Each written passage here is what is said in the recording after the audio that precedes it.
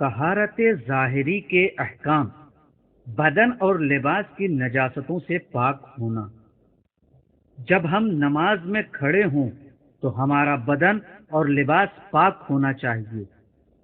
یہاں تک کہ اگر ہم بدن یا لباس کے نجس ہونے کو بھول جائیں اور نماز کے درمیان یا پھر نماز کے بعد یاد آئے تو ہمیں دوبارہ نماز پڑھنا پڑے گی، اور اگر وقت نماز گزر گیا ہو تو پھر قضا پڑھنا ہوگی۔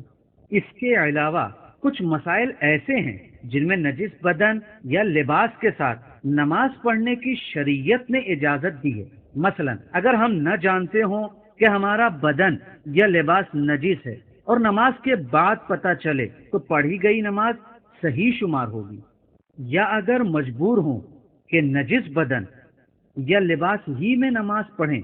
مثلا شدید سردی ہو اور کپڑے کو بدلنا یا پاک کرنا ممکن نہ ہو۔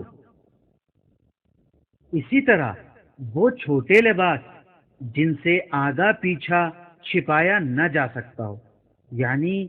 ستر عورتین نہ کیا جا سکتا ہو، مثلا موزہ، داستانہ اور بیلٹ وغیرہ، تو اگر یہ چیزیں نجس ہوں تو نماز باطل نہیں ہوتی۔ اس کے علاوہ دو مواقع پر خون جو کہ بدن یا لباس پر ہو، اگرچہ وہ نجس ہے لیکن اس کے ساتھ نماز پڑھی جا سکتی ہے۔ پہلا موقع جب خون کم ہو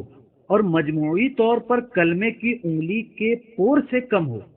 البتہ یہ حکم صرف خون کا ہے، لیکن اگر اس میں پانی یا زخم کا مواد مخلوط ہو جائے تو پھر اسے ہر حالت میں پاک کرنا ہوگا، چاہے اس کی مجموعی مقدار پور سے کم ہی کیوں نہ ہو۔